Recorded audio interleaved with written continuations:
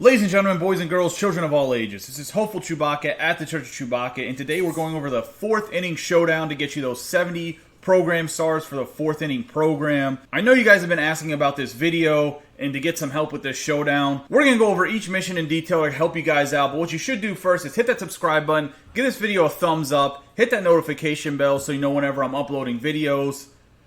And then we're going to get into it. We're going to go over the missions here, and hopefully this video helps you out to get those 70 program stars. If you have any questions, comments, concerns, leave a comment down below. I'll help you guys out as much as I can. At the end of the video, after we go over each mission, I will also go over what my roster looks like before I get into this final boss that is Felix Hernandez. While doing that, I'll also explain to you who to kind of draft in the initial draft and what players you're really looking for when it comes to picking players and even perks. So let's get into the first mission, and the first mission this time around was He Does It All. This is based off of Jacoby Ellsbury, one of the 3 bosses. It's on rookie difficulty. What you got to do is you have to tally 2 hits in 1 inning, and you're facing one of the left-handed pitchers from Boston. I can't remember if it's Eduardo Rodriguez or if it's the other lefty they have in their rotation as a starting pitcher. Not too bad of a mission. If you do have some guys at this early in this point that do hit left-handed pitching better than right-handed pitching, pop them into the lineup real quick. Once you complete that mission, the next mission is Secure the Bag. This is based off of Felix Hernandez. And essentially in the 8th inning, you just have to come into the game and secure a win. You're up 2-1. And with this, the Felix Hernandez is pitching to start, but if you get a base hit on him and you get a man on second base, they pull him out of the game immediately, and they bring in one of their bronze relievers. The 2 times I did this and physically played the mission rather than just simulated through to kind of see if the mission's changed or not, they brought in a right-handed bronze pitcher. It was 2 different ones. I didn't jot down either name, but just so you know, get a quick hit on Hernandez, they'll pull him out of the game, makes the mission super easy, especially on rookie. The next mission is on All-Star difficulty, and it's past, present, and future. So you have a 1-run lead in the bottom of the 9th, and you have to face the Red Sox lineup of Jacoby Ellsbury, his prime card that's one of the bosses, Rafael Devers, face of the franchise card from the Team Affinity, and Bobby Dahlbeck, who is the Future Stars card from the Team Affinity. And if you don't get these 3 guys out right away, because you don't have to strike anybody out, you just have to get the save, you will actually end up facing Ted Williams and then JD Martinez. I never got past 5 batters, but those are the next 2 after these first 3 that are listed. Not too bad of a mission. I personally recommend whenever you're first drafting, you get a decent closer. I got Darren O'Day both times. He has really high K per 9. He throws sidearms. So if you keep the ball low and outside on the batters or low and in, they had a lot of trouble hitting him because he has really good 9s. Next up, we have Joe Biceps. And at one point in time, this was Joe Torre's nickname. However, Vin Scully gave him a different nickname, which we'll go over a little bit later in the missions here, where it changed his nickname to what most people use throughout his career. However, in one of the seasons in 1966, he hit 36 home runs. So this is with your showdown squad. Tally 1 home run in 3 innings. It's on rookie. I just skipped the mission. I don't need one final showdown run to try to hit a home run the whole time. I did bat the first half inning. I didn't hit a home run. I didn't have a lot of guys with power in my lineup at the beginning. So to me, it wasn't a mission worth just sitting there and playing 3 innings to try to hit a home run on rookie. But if you guys do need extra final showdown runs, this mission's not that bad, and I recommend doing it. The Hebrew Hammer is the next mission. It's based off of Ryan Braun. His nickname was the Hebrew Hammer because he's Jewish. And one of the highlights of his career when he was a rookie in the National League 2007, he hit 324 with 34 home runs. With the showdown squad, tally 4 total bases in 1 inning. So essentially, you start off with your second batter in the lineup, and you're facing the Milwaukee Brewers' Freddie Peralta. He doesn't throw the ball that hard. He's pretty easy to hit. What I would wait for is for him to kind of hang something and then go and try to drive a pitch. The 2 times I did these missions, I hit a home run both times with my second hitter, once with Ken Griffey and once with whoever my second hitter is right now. I can't think off the top of my head. But not too bad of a mission to get 4 total bases in 1 inning because you get 3 outs. That just means you have to get either 4 singles, 2 doubles. You hit 1 home run, you have 4 total bases. That's what I did. Not too bad of a mission, only on veteran. So if you do these first 5 and you're successful in the first 5 missions, you'll have 5 final showdown runs from the first 5 mini missions. And then you're going to hit the mini boss, which is a showdown versus Chris Archer. And this is the Chris Archer that is his all-star card, the Tampa Bay Rays one that is at 150 program star pack, with 2 men on, a man on first and third, with your first batter in the lineup, and you have to get 3 runs because you're in a 2-run deficit and 9 outs on veteran. It's not a super hard mission. Just be a little bit patient. Chris Archer's a little bit wild, as well as he does have a lot of movement on his slider, so you don't want to get caught up swinging at a slider away and hitting the double plays. It can happen, but it's really not that bad of a showdown. Knock this one out and let's move on. Once you beat Chris Archer, which I'm sure you guys will be able to do with ease, you get to this mission, the Splendid Splinter, which is referring to Ted Williams' rookie campaign, where he had a bunch of home runs and a bunch of RBIs. With your showdown squad, tally 2 hits and score 2 runs in 2 innings. This is once again against Boston and a left-handed pitcher. This is definitely against one of their left-handed pitchers that are lower down in the rotation. He's their bronze pitcher that's in their starting rotation. I honestly just didn't score the 2 runs. I had a ton of hits. I got thrown at the plate once or twice. It was just not a very good mission for me, and it was from bad running errors. The difficulty is only on veteran. You guys can easily knock this out and get those 2 final showdown runs. Next is Not Today. So this is Chris Archer's 2015 All-Star season. He came out against the Astros and was just absolutely nasty with a complete game and 11 strikeouts. So in the 9th inning of the game, tally 1 strikeout with your starting showdown pitcher.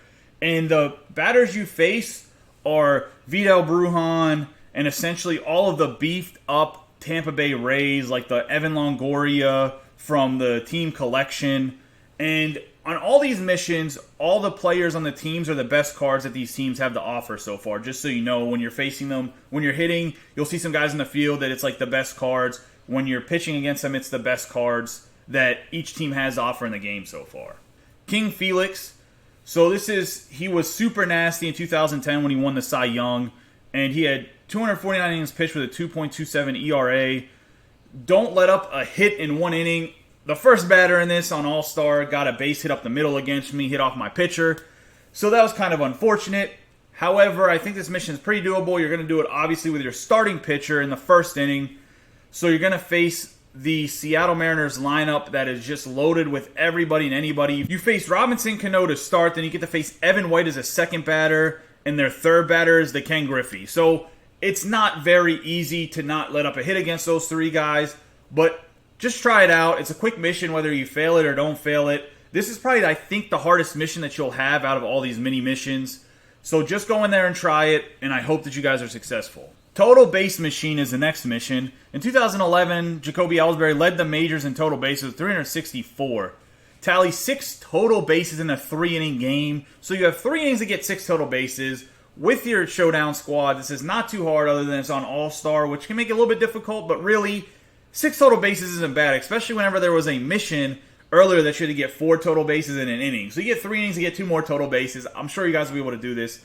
Knock it out. You're facing the Boston Red Sox, and the pitcher is Evaldi. He throws the ball very hard, but he doesn't have a lot of movement on his fastball. He throws 100 miles an hour. He throws it a lot. Just look to drive that fastball into the gaps. Easy done. Promise, not a hard mission. The last mini mission is Chicken Catcher Torre. This is where I was talking about that Vince Scully gave Joe Torre a nickname that stuck with him for much of his career rather than Joe Bicep.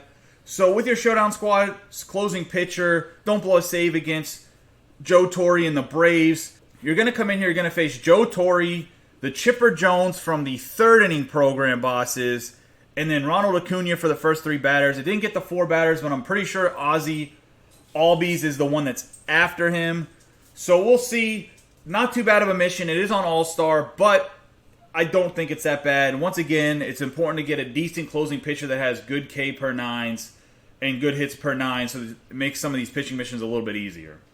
So once you've completed all of these missions, hopefully you're 15 to 15 rather than 10 to 15 when I am right now. Like I said, I skipped the mission. I had a little bit of bad luck, but 10 to 15 is not bad. Only to score 6 runs with 20 outs, at least for me. In this last final showdown versus the Mariners, you're going to have to face King Felix, the Cy Young 2010 card, and you're going to face it on All-Star difficulty. So it can be a little challenging. You want to get as many final showdown runs as you can. That way it's a lot easier for you guys. So do all the mini missions. Try to grind them out. Like I said, if you need help, leave some comments below. I'll try to help you out on how to approach the missions and how to make them a little bit easier. if this video didn't give all the information that you might need. So now that we've gone over each mission, let's go look at my squad and kind of go over how you should draft, especially in the beginning, because it's the same type of guys in the beginning that you should be drafting. Alright guys, so now that we've gone over all of the missions, let's go look at the squad, and I'll try kind of help you guys with who I picked and why I picked them, as well as the first draft kind of has the same people in it and why I picked those guys compared to other guys. And then hopefully you guys are successful with your drafting and you can knock out this showdown, get these 70 program stars. But let's go look at the squad that I have right now, and I'll kind of go over that first initial draft that you guys will see. Alright, so we're in the lineup screen right here, and it seems like every time you draft, you get to pick between one of the three bosses. So I pick Joe Torre every time. I think he has amazing hitting attributes, and I like his swing. I'm used to his swing. Jacoby Ellsbury is also an option. And Jacoby Ellsbury will be a little bit better for the showdown bosses, as in for the Chris Archer and the King Felix. However, for the mini missions, a lot of the pitchers are left-handed, so Jacoby Ellsbury is not as helpful. Joe Torre is a little bit more balanced than Jacoby Ellsbury is, so I recommend picking Joe Torre. But if you want to pick Ellsbury, then go for it. Don't have an issue with either one. In the next round, you get to pick between Archer, Braun, and the Ted Williams. 100% every single time pick Ryan Braun. You don't need Chris Archer as a starting pitcher. Ryan Braun's the answer in that round. Pick him every single time. After that, you're going to get some gold rounds.